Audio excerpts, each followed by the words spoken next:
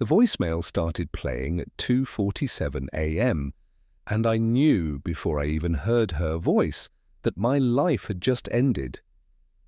I'd been staring at my laptop screen for 6 hours straight, debugging code that refused to cooperate, when my phone lit up on the desk beside me. Emily's name, my girlfriend of 4 years, but she hadn't called. It was a voicemail time-stamped from 3 hours earlier. I must have been too deep in my work to notice the call. I almost didn't listen to it. Almost. Her voice was breathless, hurried, wrong. "Adrian, I'm so sorry. I never meant for any of this to happen. I know you'll hate me, and you should. Blake and we're leaving tonight. The company, the money, everything. It's already done. I tried to love you the way you deserved. I really did. But some things just happen. I'm sorry. Please don't try to find us." The message ended. I sat there, my finger hovering over the phone screen, my brain struggling to process the words I'd just heard. Blake. My business partner, my best friend since college, the guy who'd been my roommate for 6 years, who'd stood next to me when my father died, who'd believed in my vision when everyone else called me crazy. Blake, who'd convinced me just 3 months ago to sign over temporary operational control of our company while I focused on the technical build. Blake, who'd apparently been sleeping with Emily. And they'd taken everything. I pulled up my banking app with trembling hands. Our business account, the one with $2.3 million in venture capital funding we'd just secured, showed a balance of $847. Our company shares, the ones I'd spent 7 years building, had been transferred. The servers, the intellectual property, the contracts with our 3 major clients, all of it registered under a new corporate entity I'd never heard of. I called Emily, straight to voicemail. I called Blake. Number disconnected. I sat in my apartment, the same modest 2-bedroom I'd been living in for 5 years, because I'd poured every dollar into the company, and I understood, with perfect clarity, that I'd been systematically destroyed by the 2 people I trusted most in the world. The funny thing about betrayal is that your brain doesn't accept it right away. It keeps searching for alternative explanations, for misunderstandings, for anything that makes more sense than the truth. For the next 3 hours, I cycled through bank statements, emails, legal documents, finding evidence after evidence of a conspiracy that had been unfolding right under my nose for at least 8 months. 8 months of lies, 8 months of smiles and inside jokes and I love yous and strategy meetings and weekend trips and promises about the future. As the sun started to rise over Seattle, painting my walls in shades of pink and orange, I made myself a promise. I would get everything back. Not just the money, not just the company. I would make them understand what they'd taken from me. I would make them feel every ounce of pain they'd inflicted. But I wouldn't rush it. I wouldn't be sloppy. I wouldn't let emotion cloud my judgment. I was a software architect, a systems thinker. I understood how to build complex structures from the ground up, how to identify vulnerabilities, how to exploit weaknesses in any system, technical or human, and I had just become very, very patient. Let me take you back to the beginning, to when Blake Morrison was still my best friend and Emily Chen was still the woman I planned to marry. We met in our sophomore year at the University of Washington.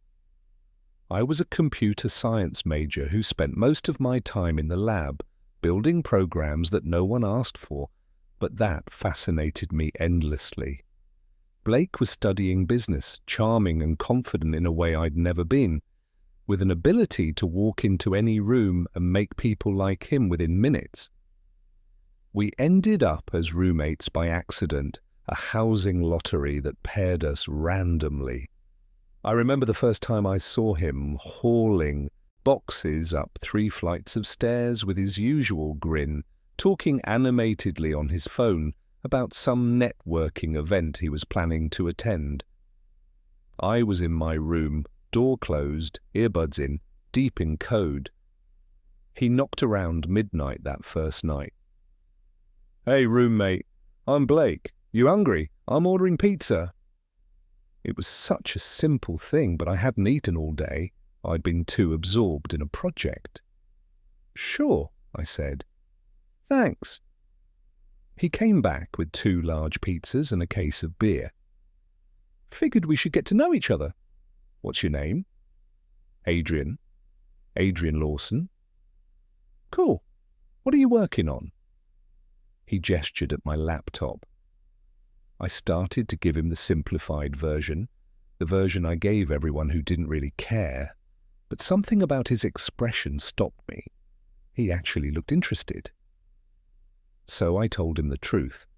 I was building a security protocol for distributed systems, a way to prevent data breaches in cloud architecture. Most people's eyes glazed over when I talked about my work. Blake leaned forward. "That's actually brilliant. Do you know how many companies are getting destroyed by security breaches right now? There's a massive market for this." "It's just a project," I said. "No, man. This is more than a project. This could be a company." That conversation lasted until 4 in the morning. By the time we finally crashed, Blake had sketched out a rough business plan on napkins, and I'd started to believe that maybe, just maybe, my code could become something real. Over the next 2 years, we became inseparable. Where I was introverted and analytical, Blake was outgoing and strategic. Where I got lost in technical details, he saw the bigger picture. We balanced each other perfectly. Junior year, I built the first working prototype of what would eventually become Sentinel Systems. Blake started pitching it to anyone who would listen: professors, industry professionals, potential investors. By senior year, we'd incorporated. Blake handled the business side. I handled everything technical. And it worked. God, it really worked. We moved into a crappy apartment in Capitol Hill after graduation, the kind of place where the heating barely functioned, and you could hear your neighbors' conversations through the walls. We didn't care. We were building something. The first 2 years were brutal. We lived on ramen and coffee, worked 18-hour days, slept on air mattresses because we couldn't afford real furniture. Blake would spend his days in meetings, charming potential clients, while I'd be in our makeshift office, really just our living room, writing code, fixing bugs, optimizing systems. But we were happy, or at least I was happy. I had my best friend, I had work I loved, and I had a vision for what we were building. Emily came into my life during year 3 of Sentinel Systems. I met her at a tech conference in San Francisco. I was there to present our security framework. She was a marketing consultant specializing in B2B tech companies. I'd never been good at networking events, too awkward, too intense, too prone to talking about technical details that made people's eyes glaze over. But Emily asked me real questions. She wanted to understand not just what Sentinel did, but why I'd built it, what problems I was trying to solve, what kept me up at night. We ended up talking for 3 hours, missing most of the evening sessions. She was beautiful in an understated way.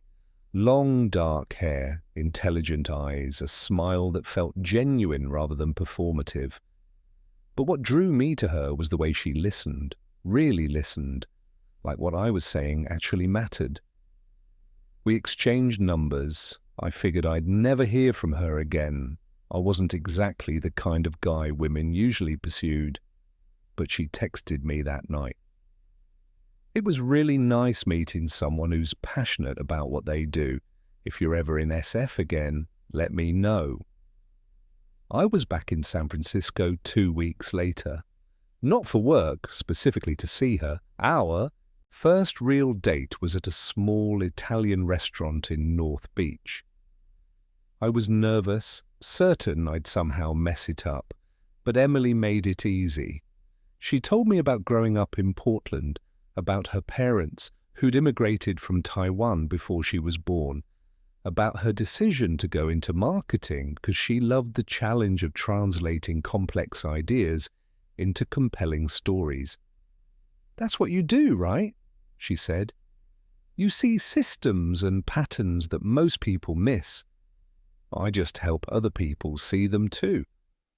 I fell for her that night, not the dramatic Hollywood kind of falling. It was quieter than that. It was the realization that I could be myself around her, that I didn't have to simplify or explain or apologize for who I was. We started dating long distance. Seattle to San Francisco was manageable. Weekend trips, video calls, long phone conversations late at night when I'd finally step away from my code. Blake met her 6 months in when she came up to Seattle for a long weekend. "She's great, man," he told me after that first meeting. "Really great. You should definitely not screw this up." "I'm trying not to," I said. "No, seriously, she's smart, she gets what we're doing, and she clearly adores you. Don't do that thing where you get so absorbed in work that you forget to call her back." It was good advice. Blake was always looking out for me like that, reminding me to eat, to sleep, to maintain the relationships that mattered. He was the social glue that kept me connected to the world outside my code. Emily moved to Seattle a year into our relationship. She'd landed a position at a marketing firm downtown and found an apartment in Fremont. Suddenly the long-distance logistics disappeared, and I got to see her not just on weekends but during the week, in ordinary moments, grocery shopping, cooking dinner, watching movies on her couch. Blake loved her too. He was always inviting her to our company events, asking her advice on marketing strategies, including her in our dinners and game nights.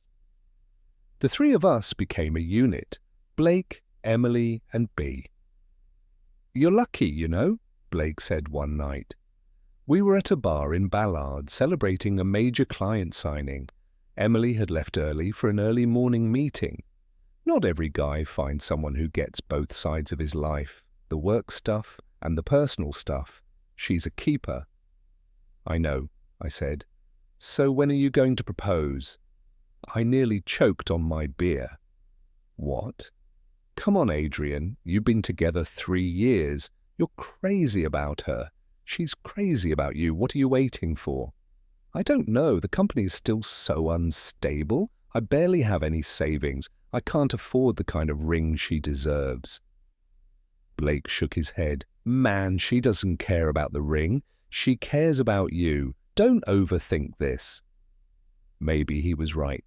I started looking at rings, pricing them out, imagining the proposal. I wanted it to be perfect, not grand or showy, but meaningful, personal, something that would show Emily that I saw her, really saw her, and wanted to build a life with her. But I kept putting it off. There was always something more urgent: a product launch, a security patch, a client crisis. Blake was right that I had a tendency to get absorbed in work to the exclusion of everything else. Meanwhile, Sentinel Systems was growing. By year 5, we had 15 employees, an actual office in South Lake Union, and annual revenue approaching $8 million. We weren't a unicorn startup, but we were profitable, sustainable, and growing steadily. Blake had proven himself to be an exceptional CEO. He'd built relationships with clients that I never could have managed, had secured partnerships that opened doors I didn't even know existed. He had a vision for the company's future that went beyond my original technical specifications. and I trusted him completely. That was my first mistake. The second mistake was not seeing the warning signs. Looking back now, they were obvious. But in the moment, when you trust someone, when you love someone, your brain explains away the inconsistencies. It creates narratives that preserve the world you want to believe in. The first sign came about 8 months before everything fell apart. Emily started working late more often. Nothing dramatic, an extra hour here, your client dinner there, weekend work sessions. As someone who regularly worked 16-hour days, I had no room to complain. I understood deadlines and client demands. "How's the new campaign going?" I'd ask when she'd come home at 9 or 10 p.m. "Exhausting," she'd say. "But good. The client is demanding, but I think we're finally getting somewhere." I'd kiss her forehead, make her tea, listen to her decompress about her day. She seemed stressed, tired, but I attributed it to work pressure. It never occurred to me that she might be lying. Blake started taking more business trips. Again, nothing that seemed unusual. We were expanding, trying to land bigger clients in other markets. He'd be in San Francisco one week, New York the next, Austin after that. "You holding down the fort?" He'd text me from airports. "Always," I'd reply. He'd send me pictures from his trips, client dinners, conference rooms, hotel bars, normal business trip stuff. I'd send him updates on the technical builds, bug fixes, system improvements. Our video calls remained frequent. He'd check in on major decisions. We'd strategize about upcoming pitches. We'd joke about the early days when we were sleeping on air mattresses and eating $2 burritos. "Remember when we thought landing a $50,000 contract was a big deal?" He laughed on one call. "Now we're closing $1 million deals," I said. "It's surreal." "We did this, man, you and me, partners all the way." "Partners all the way," I echoed. The third sign was financial. About 6 months before the collapse, Blake suggested a restructuring of our corporate organization. "We need to be more sophisticated," he explained during a meeting. "Right now, everything's too centralized. If something happens to either of us, the whole company is vulnerable. We should create some subsidiary entities, distribute assets, protect ourselves legally." It made sense. Blake had always been smarter about the business and legal side of things than I was. I focused on code. He focused on structure. "Whatever you think is best," I said. "I'll have our lawyers draw up the paperwork. You'll need to sign some documents, but it's all standard stuff, just liability protection and tax optimization." I signed everything he put in front of me. He was my best friend, my partner, the guy who'd believed in my vision when it was just lines of code on a laptop. Why would I question him? That was mistake number 3. The fourth sign was more subtle. Emily and Blake started having more private conversations. Nothing inappropriate, at least nothing that seemed inappropriate.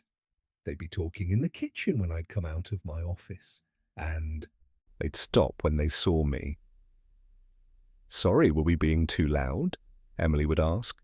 "No, just taking a break."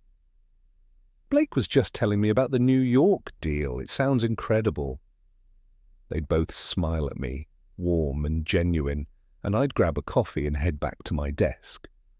Or Blake would call Emily to ask her opinion on a marketing strategy, and they'd be on the phone for 30, 40 minutes. I'd hear her laughing from the other room, the comfortable sound of two people who enjoyed each other's company. "Blake's really good at this," she'd say when she hung up. "The marketing side, I mean. He has great instincts." "He's the best," I'd agree. I was proud that my girlfriend and my best friend got along so well. It felt like evidence that I'd built something whole, something balanced, a life that integrated work and love and friendship seamlessly. I didn't realize they were building something else entirely. The fifth sign was physical, though I didn't recognize it as such at the time. Emily became more distant in bed. Not absent, she was still there, still going through the motions, but something had shifted. The intimacy felt performative rather than genuine. "Everything okay?" I asked her one night after she'd pulled away quickly, citing a headache. "Yeah, just tired. Work has been crazy." "I know the feeling?" "I know you do." She kissed me on the cheek. "Get some sleep, Adrian. You've been pushing yourself too hard." I chalked it up to stress, to the natural ebb and flow of a long-term relationship. We'd been together 4 years. It was normal for passion to settle into something more comfortable, more routine. Except it wasn't routine. It was goodbye. She was already leaving, already choosing someone else, and I was too blind to see it. The sixth sign came 2 months before the end. Blake asked me to sign over temporary operational control of the company. We were in his office, a sleek space with a view of Lake Union that he decorated with modern art and expensive furniture. My office, by contrast, was a cluttered mess of monitors, keyboards, coffee cups, and technical manuals. "Here's the situation," he said. "We have a massive opportunity with Titan Corp. They want to implement our security framework across their entire cloud infrastructure. We're talking a $15 million contract over 3 years. That's incredible." It is. But here's the thing, they need it done fast, like really fast. Implementation within 6 months, and they need to see that we have clear, decisive leadership that can execute quickly. Okay. I need you to focus entirely on the technical build. No distractions, no administrative responsibilities, no client management, just pure development work. Can you do that? Of course. Great. So I'm going to need you to sign over temporary operational control to me just for 6 months while we execute on this contract. You'll still own your shares, still be a full partner, but I'll handle all the business. Decisions, it'll free you up to do what you do best. He slid a document across his desk. "This is just a formality," he said. "Legal protection in case we need to make quick decisions. You trust me, right?" "Of course I trust you." I signed the document without reading it carefully. I should have had a lawyer review it. I should have asked more questions. But this was Blake, my best friend, my partner, the guy who'd stood by me for nearly a decade. I signed it, and I handed him control of everything I'd built. 3 months later, I got the voicemail. The morning after the voicemail, I did what I always did when faced with a complex problem. I broke it down into component parts and started analyzing the system. System 1, the financial theft. Blake had systematically drained our company accounts and transferred assets to entities I didn't control. The venture capital funding we'd just secured, $2.3 million meant to fuel our expansion, was gone. Our intellectual property, which I'd spent 7 years developing, had been transferred to a new corporation registered in Delaware. System 2, the personal betrayal. My girlfriend of 4 years had been sleeping with my best friend. Based on the pattern of their behavior, I estimated the affair had been going on for at least 6 months, possibly longer. System 3, the timeline. They'd left Seattle together, likely to San Francisco based on some corporate registrations I'd found. They'd covered their tracks carefully, disconnected phone numbers, deleted social media accounts, forwarding addresses that led nowhere. I spent that entire day reconstructing what had happened, pulling together evidence from email chains, financial records, legal documents. The picture that emerged was devastating in its calculation. Blake hadn't just stolen from me impulsively. This had been planned, methodical, sophisticated. He'd been moving pieces into place for months, restructuring the company, securing my signature on documents that gave him control, timing the theft to coincide with our largest funding round. And Emily had been part of it. Not just the affair, she'd been actively helping him. I found email threads where she'd advised him on the restructuring, had researched corporate law, had helped him craft the narrative he'd need to tell investors about my departure from the company. They'd built their future on the ashes of my life, and they'd done it together. By sunset, I had 3 options. Option 1, go to the police, report the theft, the fraud, the systematic betrayal. But Blake had been clever. The documents I'd signed gave him legal authority to make those transfers. A lawyer might argue he'd misrepresented the documents, but proving fraud would be difficult, expensive, and time-consuming, and it might not even work. Option 2, accept the loss and start over. I was 31 years old, a talented software architect with a proven track record. I could find a job, rebuild my savings, create something new. It would mean letting Blake and Emily win, but it would also mean moving on with my life. Option 3, get everything back. Not through the legal system, which was slow and uncertain, not through violence, which wasn't who I was, but through strategy, patience, and a deep understanding of the systems Blake had built and the vulnerabilities I could exploit. I chose option 3. But I understood that revenge wasn't something you rushed. It wasn't something you did when you were emotional, angry, devastated. Revenge required clarity. It required patience. It required becoming someone different from who I'd been. The Adrian who'd trusted blindly, who'd signed documents without reading them, who'd been too absorbed in his code to notice the betrayal happening right in front of him. That Adrian was gone. He died at 2:47 a.m. when he listened to Emily's voicemail. The new Adrian was colder, more calculating, more willing to do whatever was necessary.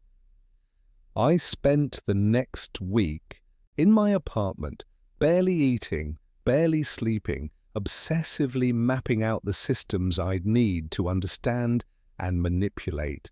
I created spreadsheets, tracking Blake's business relationships, Emily's professional network, the investors who'd funded Sentinel Systems, the clients we'd acquired. I built profile after profile, not just of Blake and Emily, but of everyone in their orbit. I identified vulnerabilities, pressure points, leverage opportunities. And slowly a plan began to take shape. But first I needed to disappear. If Blake thought I was destroyed, broken, no longer a threat, he'd get comfortable, he'd make mistakes, and I'd be there, watching, waiting, gathering the evidence I'd need. I called my mum. She lived in Spokane, had remarried after my dad died, seemed genuinely happy in her new life. "Adrian, I was just thinking about you. How's everything in Seattle?" "Not great, Mum. I need a favor." I told her a version of the truth, that there'd been a business problem, that I needed to step away from Seattle for a while, that I'd explain everything when I saw her. Could I come stay with her for a few months? "Of course, honey. You know you're always welcome here." I packed a single suitcase. Everything else, the furniture, the books, the remnants of my life with Emily, I left behind. I withdrew what little cash I had remaining, closed my bank accounts, and drove east. The drive from Seattle to Spokane takes about 4.5 hours. I spent it in silence, no music, no podcasts, just the hum of my car engine and the sound of my own thoughts. By the time I reached my mum's house, I'd made a decision. I would spend the next 6 months becoming invisible. I'd take contract work under a pseudonym, rebuild my finances, and most importantly, I'd study Blake and Emily from a distance, learning everything about their new life, their new company, their vulnerabilities. Then when I was ready, I'd execute. My mum asked questions, of course. She knew something serious had happened. "Are you in some kind of trouble?" she asked over dinner that first night. "No, just business problems. I need some time to figure things out." "Where's Emily? Does she know you're here?" I set down my fork. "Emily and I aren't together anymore." "Oh, Adrian, I'm so sorry." "It's fine, it's better this way." It wasn't fine and it wasn't better, but I couldn't explain the full truth to her. Not yet, maybe not ever. I set up a small office in her guest room. I started taking freelance security consulting jobs through anonymous channels using encrypted communications and payment methods that couldn't be traced back to me. The work was straightforward: penetration testing, vulnerability assessments, security audits, and it paid well enough to start rebuilding my savings. But my real work happened late at night, when my mum was asleep and I could focus without interruption. I created fake social media accounts, dozens of them, each with carefully constructed personas. Through these accounts, I followed Blake, Emily, and everyone in their network. I watched as they posted about their new company. Sentinel Systems had been rebranded as Fortress Security Solutions. They'd kept the core technology I'd built, but had wrapped it in new marketing, new messaging, new leadership. Blake positioned himself as the visionary founder. In interviews and press releases, I was barely mentioned, just a former technical consultant who'd moved on to pursue other interests. Emily, according to her LinkedIn profile, had become their chief marketing officer. She and Blake appeared in photos together at industry events, always professional, always careful not to show public affection. But I could read the body language, the way she leaned toward him, the way he looked at her. They'd moved into a condo in Soma, one of San Francisco's trendy neighborhoods. Based on property records, it cost $3.2 million. They were spending my money, living the life I'd worked for, building the future I'd imagined. And they thought they'd gotten away with it.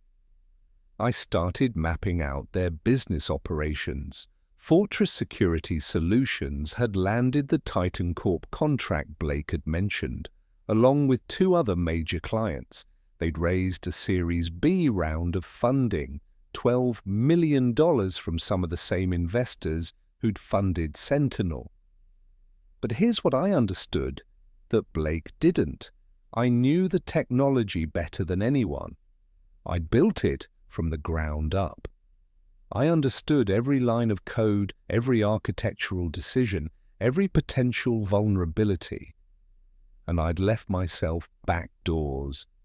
Not malicious ones, just standard administrative access points that any smart developer would include for maintenance and updates. Blake knew about some of them, but not all. And in his rush to rebrand and repackage my work, he'd missed several critical security implementations. I could access their systems. I could see everything: client data, financial records, internal communications. I was a ghost in their network, invisible and omniscient. I didn't do anything with this access yet. I just watched. I learned. I built a comprehensive picture of how Fortress operated, where the weak points were, what Blake valued most. And I discovered something interesting. Blake was a fraud. He'd always been charming, always been good at sales, but he'd never really understood the technical side of what we built. He'd relied on me for that. Now, without me, he was faking it. I watched him in client presentations, recordings I found on their internal servers, and saw him stumble through technical explanations, using buzzwords without understanding them, making promises about features that the codebase couldn't actually support. He was selling vaporware, relying on my old code and hoping no one would ask too many difficult questions. Emily was helping him maintain the illusion. Her marketing materials were brilliant, compelling, sophisticated, professional. She'd positioned Fortress as a cutting-edge leader in cloud security. But underneath the marketing was a foundation built on lies, or they'd built a house of cards and I was going to be the wind that knocked it down. But I needed to be patient. I needed to let them get comfortable, let them believe they were untouchable. I needed them to make mistakes. 3 months into my exile in Spokane, Blake made his first significant error. He hired a new CTO, a guy named Stephen Pack, who'd worked at Microsoft for a decade. Stephen was competent, professional, thorough, and Stephen started asking questions about the code base, about architectural decisions, about security implementations that didn't make sense to him. I watched through my backdoor access as Stephen sent increasingly concerned emails to Blake. "I'm seeing some inconsistencies in the security framework," Stephen wrote. "Some of these implementations don't align with current best practices. Who was the original developer?" Blake's response: "Adrian Lawson, a contractor who worked with us early on. He's no longer with the company." "Is there documentation, design specs, architecture diagrams?" "Some. It's scattered. The company went through some rapid growth and documentation wasn't always prioritized." Stephen wasn't satisfied. He kept digging, kept questioning, kept pushing for answers Blake couldn't provide. This was my opening. I created an anonymous email account and sent Stephen a message. "You're right to be concerned about the Fortress codebase. The original architecture was designed by Adrian Lawson, who was systematically pushed out of the company after building the core technology.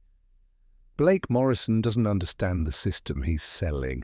If you want to see the original documentation and understand what you're actually working with, I can provide it." I didn't expect an immediate response. Stephen was probably wary of anonymous emails, suspicious of someone with an apparent axe to grind. But 2 days later, he replied, "Who is this?" "Someone who wants to make sure the technology is in competent hands. Your instincts about the codebase are correct. There are significant vulnerabilities that Blake either doesn't know about or is choosing to ignore.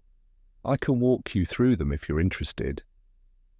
Over the next 3 weeks, I had a series of encrypted conversations with Stephen. I never revealed my identity directly, but Stephen was smart. He figured it out quickly. "You're Adrian Lawson, aren't you?" "Does it matter?"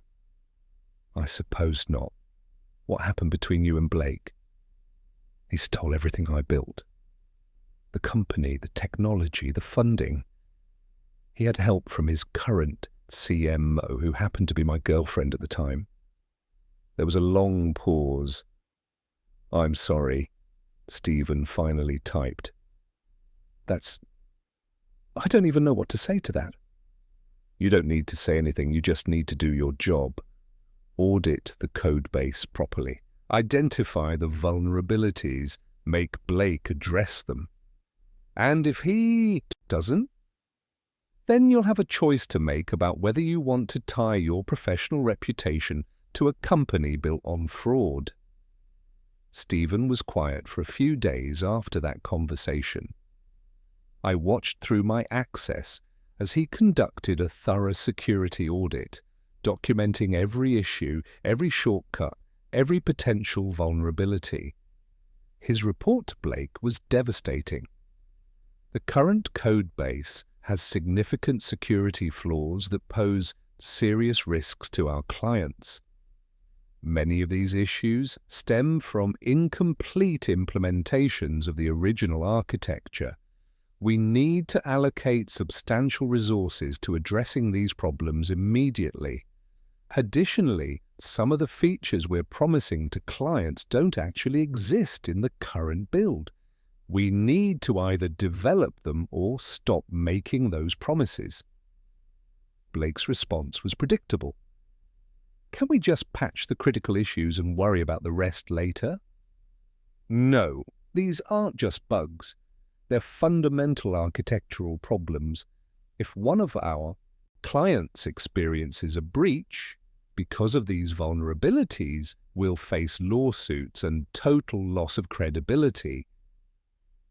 How long would it take to fix everything? 6 months, maybe longer. And it would require someone who deeply understands the original architecture. I can bring in contractors. Or, Stephen wrote, you could bring back Adrian Lawson. I almost laughed when I read that. Stephen had no idea what he was suggesting, no understanding of the betrayal that had occurred. He just saw a practical solution to a technical problem. Blake's response, that's not an option. Then we're in trouble. Blake ignored Stephen's warnings.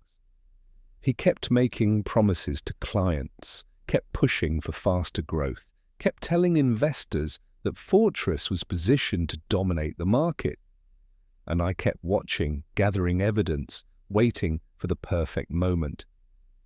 That moment came 5 months into my exile. Fortress landed their biggest client yet, a Fortune 100 financial services company called Summit Financial. The contract was worth $25 million over 5 years. It was the kind of deal that would make Fortress a major player, that would validate everything Blake had built on the ashes of my work. But there was a problem. Summit Financial required a comprehensive security audit before implementation. They were bringing in a third-party firm to evaluate Fortress's technology, to verify that it could actually deliver on Blake's promises. I watched Blake panic in real time. The email chains showed his desperation. He pressured Stephen to find quick fixes, to hide the problems, to make the technology appear more robust than it actually was. Stephen refused. I won't falsify an audit report. That's fraud. If we can't pass this audit honestly, we shouldn't be taking this contract. Then make it pass honestly. I told you what that would require: time, resources, and someone who understands the original architecture. We don't have any of those things. Blake was cornered. He'd built his empire on stolen technology he didn't understand. And now it was about to collapse. This was when I made my move. I sent Blake an email from an encrypted account. I know about the Summit Financial audit. I know you're going to fail it. I know Stephen has documented every vulnerability in the code base. I know your company is built on technology you stole from me. I'm willing to help you pass the audit. In exchange, you're going to give me back everything you took. Every share, every dollar, every piece of intellectual property. You're going to publicly acknowledge that I was the original founder and lead developer of the technology you're selling. You have 48 hours to respond. After that, I send everything I have to Summit Financial, to your investors, to your other clients, and to the SEC. Your move. Blake's response came 3 hours later. Adrian, I know you're angry. I know you feel betrayed. But what happened between me and Emily wasn't planned. We fell in love. It just happened.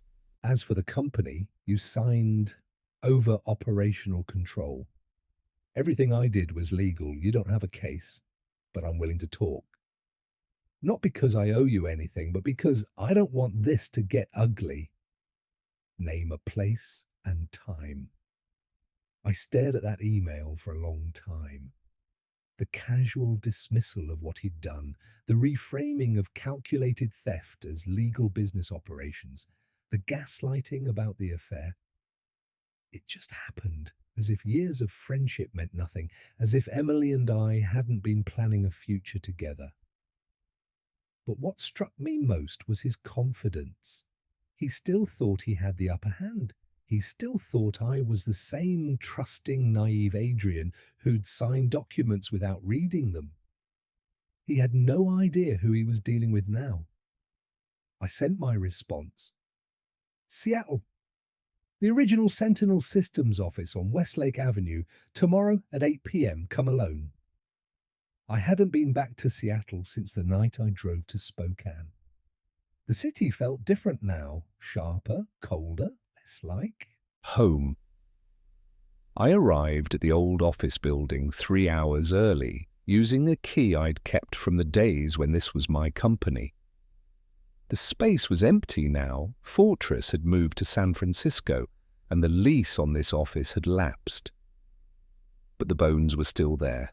The open floor plan where we'd worked side by side, the conference room where we'd celebrated our first major contract, the small kitchen where Blake and I had shared countless meals and planning sessions. I set up a laptop, connecting to the building's old network infrastructure. I planted recording devices in the conference room. I prepared the evidence I'd need, financial records, email chains, documentation of Blake's fraudulent representations to clients, and I waited. Blake arrived exactly on time. I watched through the building's security camera as he entered, looking around nervously. He'd aged in the 5 months since I'd last seen him, new lines around his eyes, a tension in his shoulders that hadn't been there before. He found me in the conference room. Adrian. Blake. We stared at each other for a long moment. My former best friend, the guy who'd eaten pizza with me at 2 a.m. while we planned our future, the guy who'd believed in me when no one else did, the guy who'd destroyed me. You look different, he said finally. I am different. He sat down across from me, trying to regain some of his usual confidence. So, what do you want? I told you what I want. Everything back. The company, the shares, the money, the recognition. That's not realistic, and you know it. Then we don't have anything to talk about. I started to stand. Blake held up a hand. Wait. Let's talk about this reasonably. Yes, things ended badly between us. Yes, I should have handled the transition differently, but the company is worth more now than it ever was when you were running it. I grew it. I landed the clients. I raised the funding. Using my technology. Technology you agreed to let me operate. Under false pretenses. That's your interpretation. My lawyers would disagree. I pulled out a folder and slid it across the table. These are copies of emails between you and Emily, starting 8 months before you left.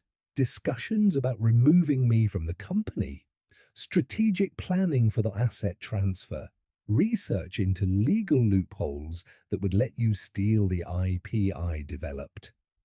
Blake opened the folder, his face paling as he read. Where did you get these? I'm a security expert, Blake. I built the systems you're using. Did you really think I wouldn't leave myself access? That's illegal. So is fraud. So is misrepresentation to investors. So is falsifying security audits. Should we talk about all the illegal things you've done, or should we focus on finding a solution? He closed the folder. What do you really want, Adrian? Beyond the legal posturing, beyond the revenge fantasy, what would actually satisfy you? I want you to feel what I felt.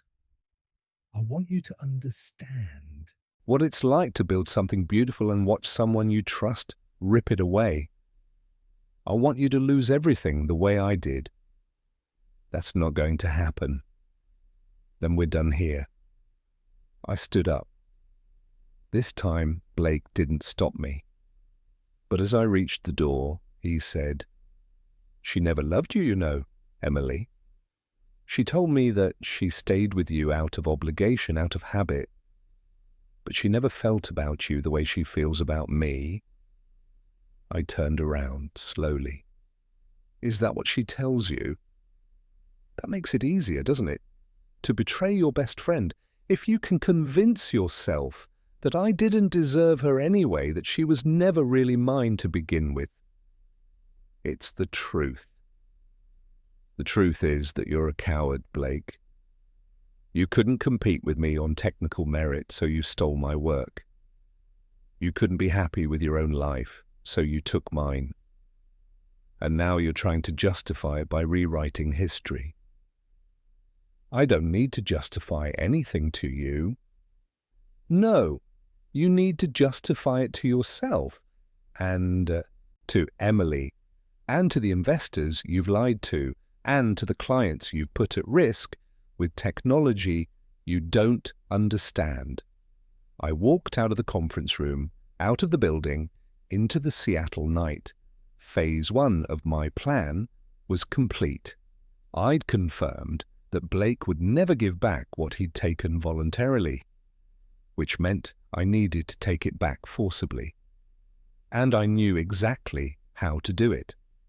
The third-party security firm Summit Financial hired for the audit was called CyberShield Associates. They were reputable, thorough, and notoriously difficult to fool. I'd actually worked with them years ago on a different project. I knew their methodology, I knew their standards, and I knew that Fortress's current code base would fail their evaluation catastrophically. But I didn't want Blake to just fail the audit. I wanted him to fail publicly, spectacularly, in a way that would destroy not just the Summit financial deal, but his entire company. So I became a whistleblower. I created a comprehensive report documenting every security vulnerability, every fraudulent representation, every piece of stolen intellectual property. I included the email chains between Blake and Emily. I included the corporate restructuring documents that showed how Blake had systematically transferred assets while I was distracted with technical work. I included recordings from our meeting in Seattle, and I sent it to everyone who mattered, CyberShield Associates, who would be conducting the audit, Summit Financial's procurement team, Fortress's investors, the SEC's enforcement division, TechCrunch, Bloomberg, and 3 other major tech publications. I didn't send it from an anonymous account. I sent it from my real email with my real name attached. Adrian Lawson, original founder and lead developer of the technology that became Fortress Security Solutions. I was done hiding. The response was immediate and overwhelming. CyberShield accelerated their audit, finding exactly what I'd documented. Summit Financial pulled out of the contract within 72 hours. Fortress's investors demanded an emergency board meeting.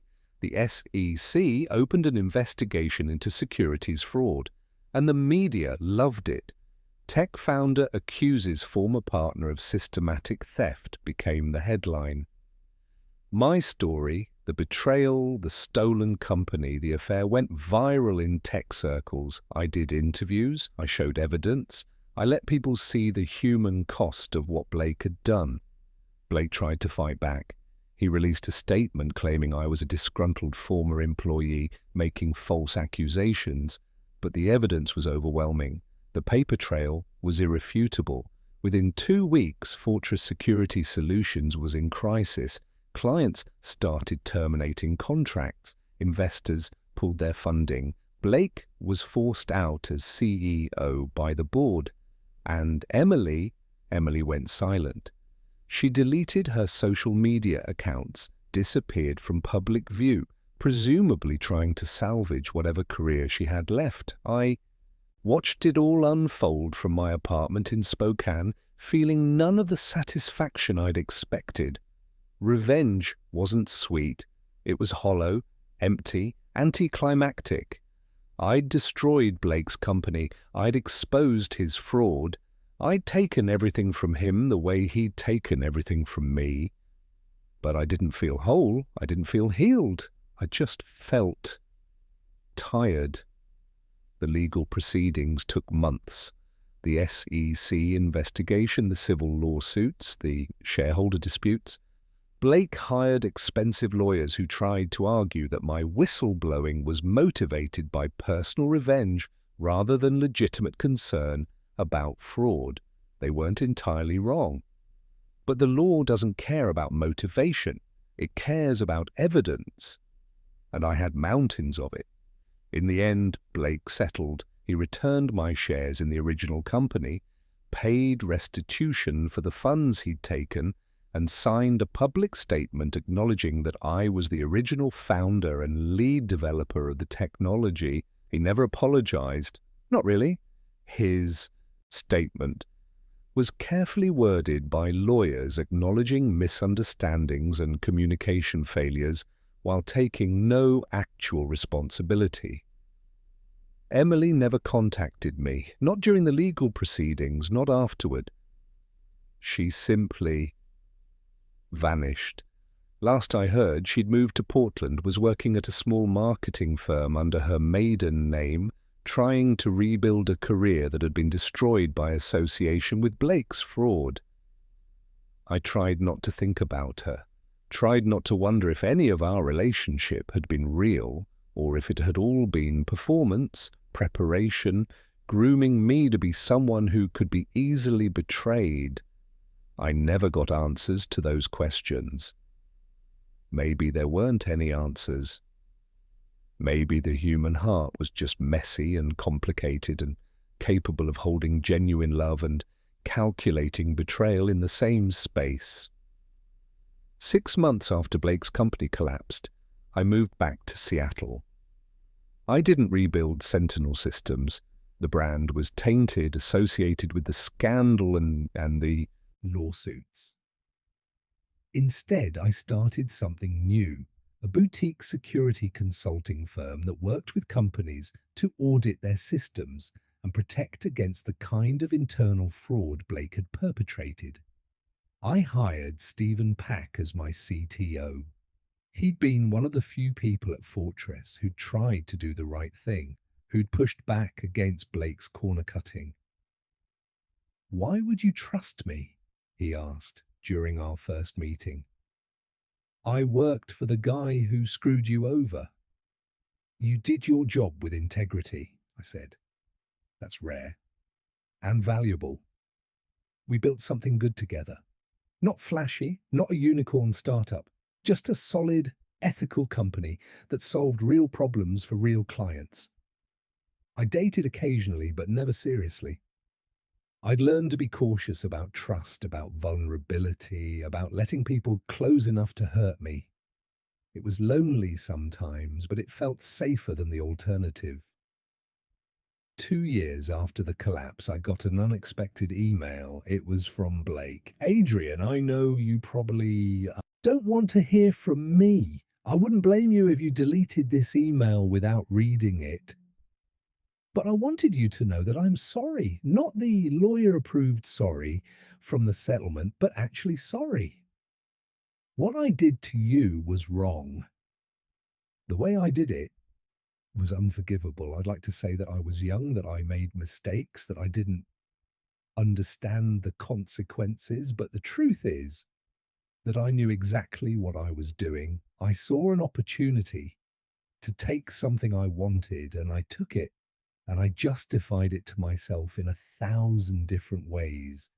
I destroyed a friendship that meant everything to me. I betrayed someone who trusted me completely. And I've had to live with that knowledge every day since. I'm not asking for forgiveness. I don't deserve it. I just wanted you to know that I understand what I did, and I'm sorry. The company I built on your technology collapsed. because I didn't understand the technology. The relationship I built on betrayal collapsed because betrayal is a terrible foundation. Everything I took from you turned to poison in my hands. I hope you've built something better. I hope you've found people who deserve your trust. I hope you're happy. Blake. I read the email 3 times, trying to decide how I felt about it.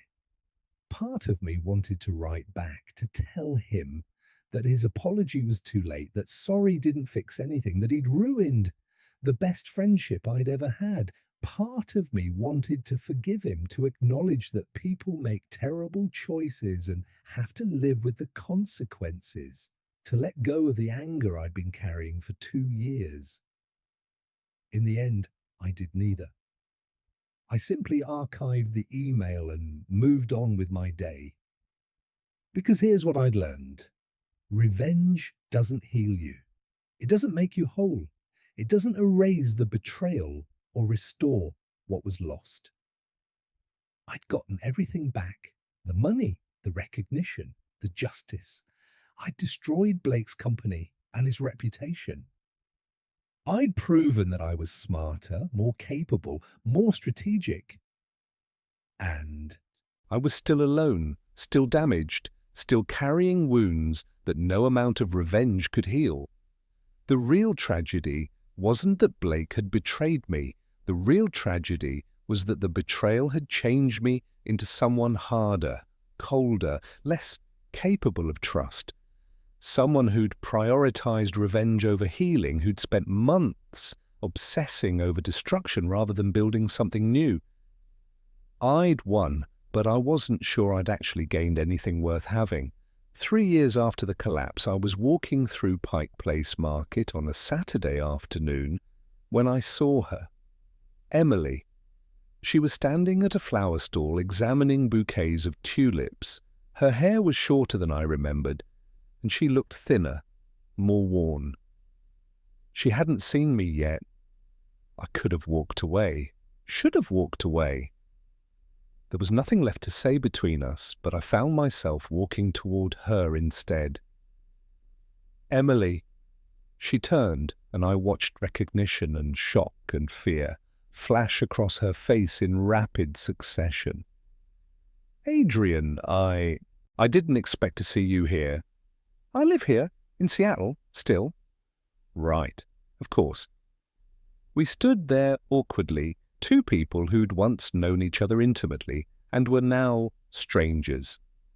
How are you? She asked finally. I'm okay. You? Managing. I moved back to Portland, working at a small firm. Nothing glamorous, but it's honest work. That's good. Another long silence. I'm sorry, she said suddenly. For everything. I know that doesn't mean much now, but I need to say it. What I did to you was unforgivable. Why did you do it? The question came out before I could stop it. Was any of it real, our relationship? Or was it all just preparation for stealing from me? She flinched. It was real. At least, it was real at first. I did love you, Adrian, but somewhere along the way I fell for Blake. And instead of being honest with you, instead of ending things properly, I took the coward's way out. You helped him steal my company. I did. And I've had to live with that. Knowledge every day. I lost my career. I lost my friends. I lost any sense of myself as a good person. But I deserved all of that. You didn't deserve any of what happened to you. I looked at her, really looked at her. She seemed genuinely remorseful, genuinely broken by what she'd done. But I didn't feel the anger I'd expected. I just felt sad. Sad for her, sad for Blake, sad for the friendship and relationship that had been destroyed. I hope you find a way to forgive yourself, I said. I don't know if I'll ever forgive you, but I hope you can find some kind of peace. Her eyes filled with tears. Thank you. That's more kindness than I deserve. Maybe, but holding on to anger was destroying me. I spent 2 years obsessed with revenge, and it didn't make me feel better. It didn't heal anything, so I'm trying to let it go. Are you happy now?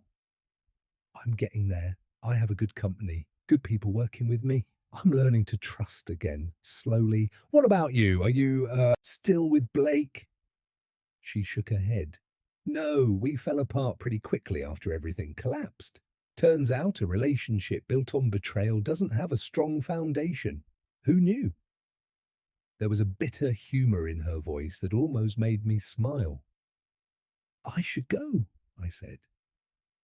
Wait, Adrian, is there any chance we could get coffee sometime? Not to get back together or anything like that, just I'd like to talk, to really talk, to try to explain things better than I did in a chance encounter at a flower market.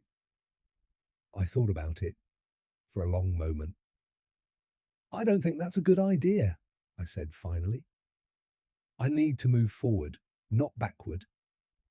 But I hope things work out for you, Emily. I really do. I walked away before she could respond, leaving her standing among the tulips, a ghost from a life that no longer existed. 5 years after the betrayal, I was speaking at a tech conference in Austin.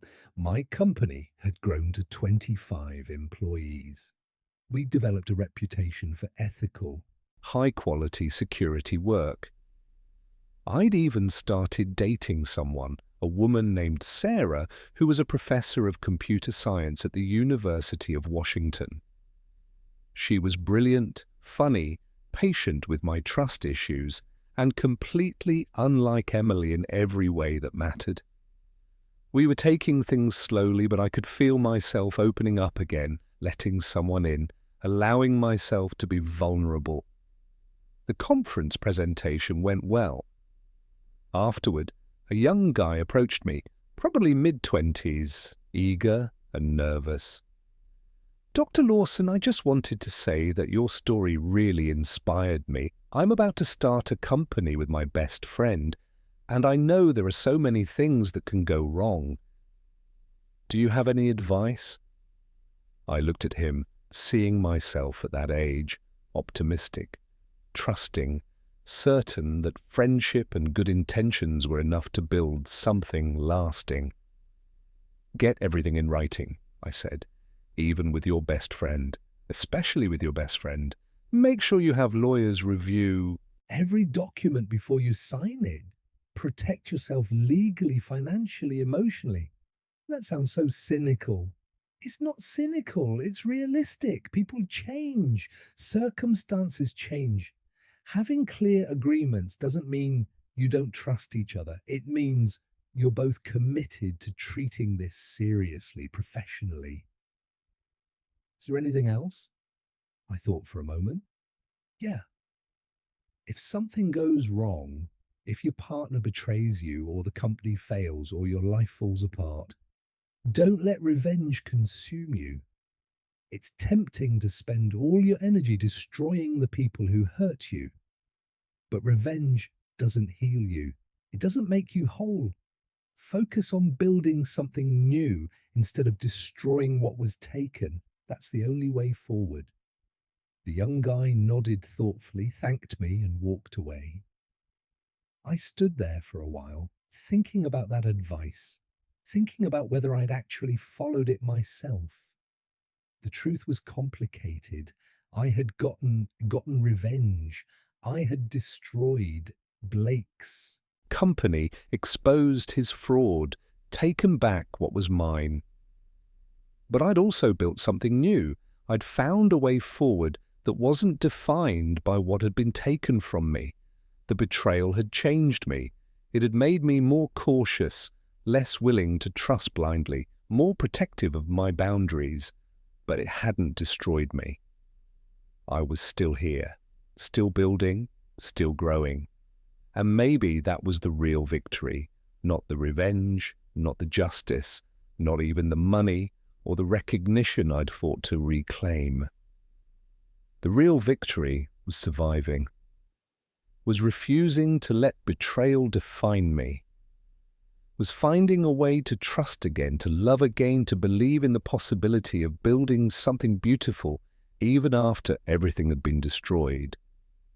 10 years after the voicemail, I married Sarah. We had a small wedding in the San Juan Islands, just family and close friends. Stephen Pack was my best man. My mum cried. Sarah's parents welcomed me into their family with open arms. Blake and Emily weren't there, of course. I hadn't spoken to either of them in years. I didn't know where they were or what they were doing, and I'd stopped caring. During my wedding toast, I said something that surprised even me. Marriage is an act of faith. You're choosing to trust someone completely, to build a life together, to be vulnerable in ways that are terrifying. I spent a lot of years after being betrayed believing that kind of trust was impossible, that people would always disappoint you, that protecting yourself was more important than opening up. But Sarah taught me that betrayal doesn't have to be the end of the story, that you can be hurt and still choose to hope, that trust isn't about guarantees, it's about deciding that love is worth the risk. So here's to taking risks, here's to building beautiful things even when you know they might fall apart. Here's to choosing love over fear again and again, as many times as it takes. Everyone raised their glasses. Sarah was crying, and I was pretty close myself. Later that night, after the guests had left, and we were alone in our hotel room, she asked me, "Do you ever think about what happened with Blake and Emily?" "Sometimes. Less than I used to." "Do you regret the way you handled it? The revenge?" I thought about it honestly. I don't know. Part of me thinks I should have just let it go, should have moved on immediately, should have focused on healing instead of destruction. But another part of me thinks I needed to fight back, needed to reclaim what was mine, needed to prove to myself that I wasn't a victim.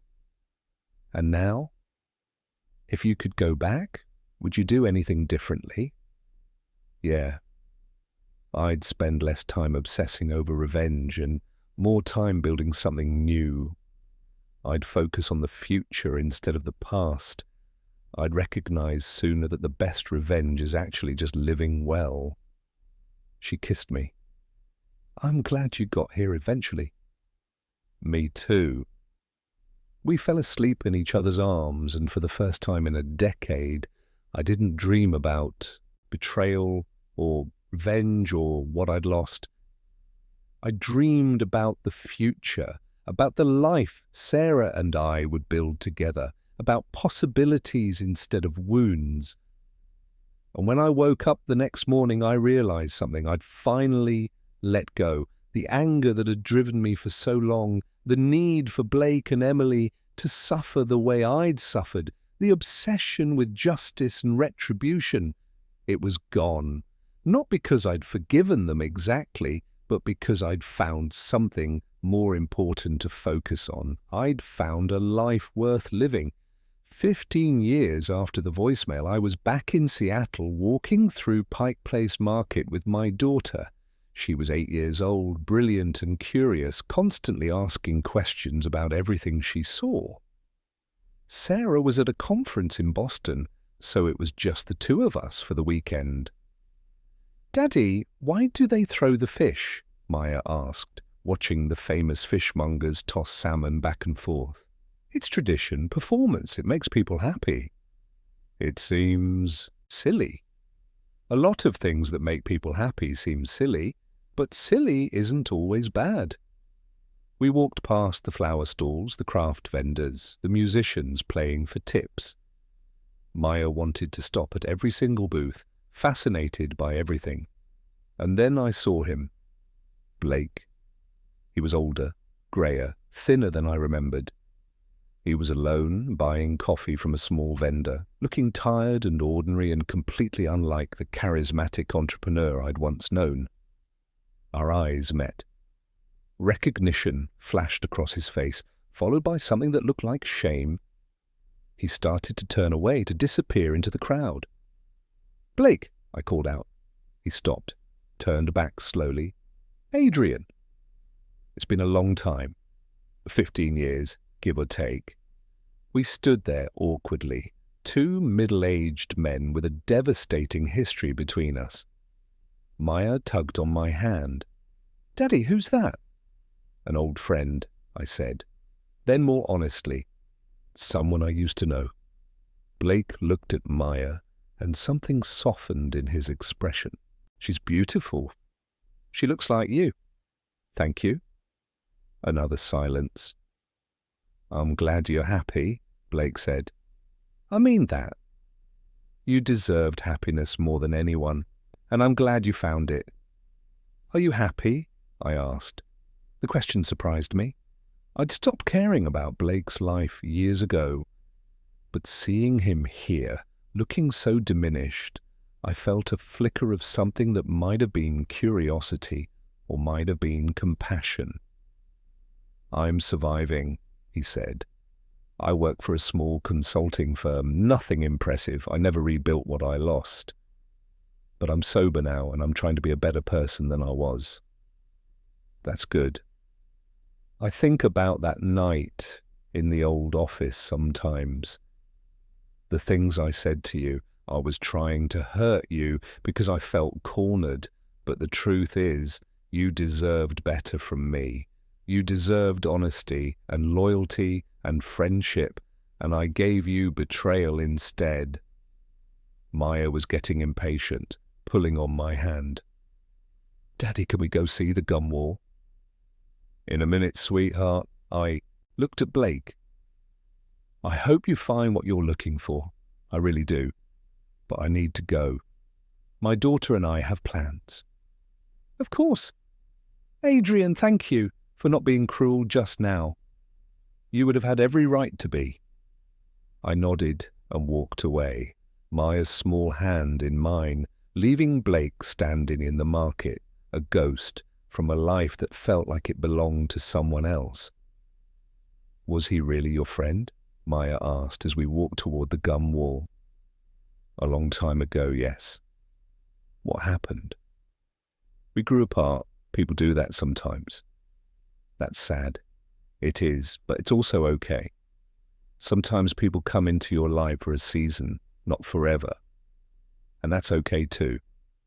She seemed to accept this, and we spent the rest of the afternoon being silly tourists, taking pictures at the gum wall, watching the street performers, eating overpriced donuts from the original Starbucks.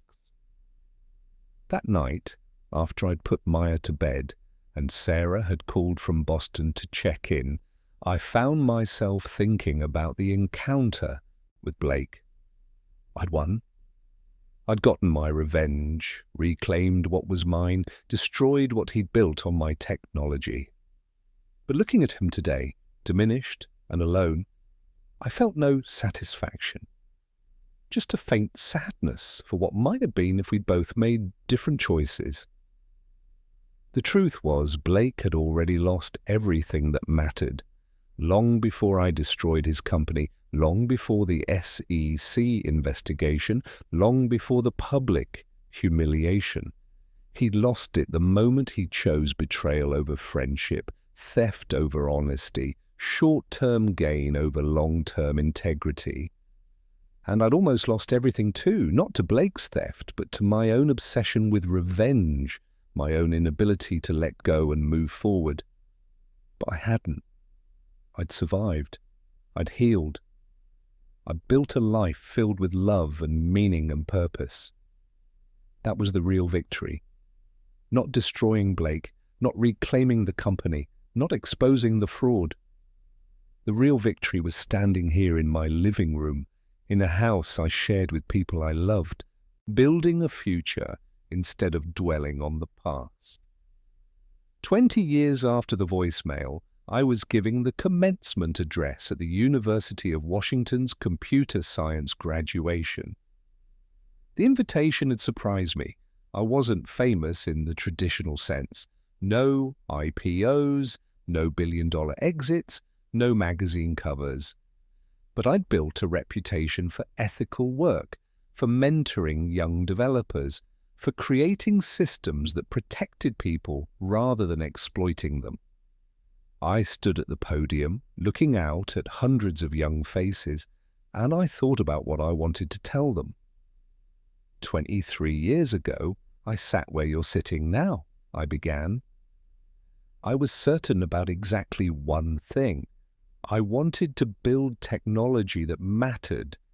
Everything else, how to run a company, how to manage relationships, how to handle betrayal and setback and loss, I had to learn the hard way. Some of you will start companies, some will join established firms, some will take paths you can't even imagine right now, and all of you will face moments when people you trust will let you down. I'm not going to tell you to never trust anyone, to protect yourself at all costs, to treat every relationship as a potential threat. That's not living, that's just surviving. Instead, I'm going to tell you this: trust, but verify. Build beautiful things, but protect them wisely. Believe in people, but don't be naive about human nature. And when, not if, but when someone betrays that trust, you'll have a choice. You can spend years obsessed with revenge, destroying what they built, making them pay for what they took. And maybe you'll win. Maybe you'll reclaim everything they stole. Maybe you'll prove that you were smarter, better, more deserving. But revenge is a trap. It feels like justice, like healing, like the only rational response to betrayal. And maybe it is necessary sometimes. I'm not going to lie to you and say that I regret taking back what was mine. But revenge won't make you whole. It won't heal the wounds. It won't restore what was lost. The only thing that will heal you is building something new, something better, something that isn't defined by what was taken from you. So here's my advice: protect yourself, stand up for yourself, fight for what's yours when you need to, but don't let the fight consume you. Don't let betrayal turn you into someone hard and bitter and closed off to the possibility of trust, because the people who betrayed me, they lost too. They lost their integrity. They lost the ability to look at themselves in the mirror and see someone good. They lost the friendship and partnership and future we could have built together. And I almost lost too, almost lost myself to anger and obsession and the belief that making them suffer would somehow make me feel better. But I didn't, because I chose to build instead of destroy, to hope instead of despair, to trust again, carefully and wisely, but genuinely. That's the only way forward. That's the only real victory. So go out there and build beautiful things. Trust carefully. Fight for yourself when you need to. And when life knocks you down, and it will, get back up and keep building. That's all we can do. Build and hope and try again every single day. The applause was warm, genuine. Some students were crying. I saw my own younger self in their faces, hopeful, uncertain, ready to change the world. After the ceremony, several students came up to talk to me. They asked about my company, about the betrayal I'd alluded to in my speech, about how I'd found the strength to rebuild. I answered honestly, sharing what I'd learned, offering what wisdom I could. And then I went home to Sarah and Maya and the life I'd built from the ashes of what had been taken from me. That night, Maya, now 18 and about to start college herself, asked me, "Dad, do you ever wish things had gone differently, that your friend hadn't betrayed you?" I thought about it carefully. Sometimes, I admitted, not because I miss Blake or want him back in my life, but because betrayal changes you. It makes you more cautious, less willing to trust blindly. And I wonder sometimes who I would have been if I hadn't learned those lessons the hard way. But you're happy now, right? I am very happy. Then maybe it all worked out the way it was supposed to. I pulled her into a hug. When did you get so wise? I learned from the best, she said. And standing there in my living room, holding my daughter, knowing that Sarah was in the next room, and that my company was thriving, and that my life was full and meaningful, I realized that Maya was right. It had worked out, not perfectly, not without pain, not without loss, but I'd survived. I'd healed. I'd built something beautiful from the ruins. And that was enough. The voicemail still exists somewhere in my cloud storage. I've never listened to it again. Don't need to. I remember every word, every inflection, every moment of that night when my life ended, and then slowly, painfully began again. Sometimes I think about deleting it, but I keep it as a reminder, not of betrayal, but of survival, not of loss, but of rebuilding, not of revenge, but of resilience. Because that's the thing about betrayal. It doesn't have to define you. It can destroy you if you let it, can turn you bitter and hard and closed off from the world.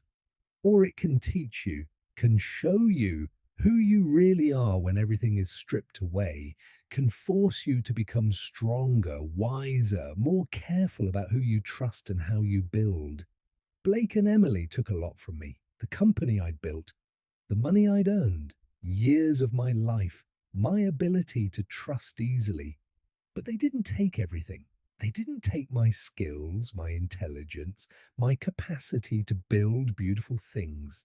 They didn't take my ability to love, to hope, to start again.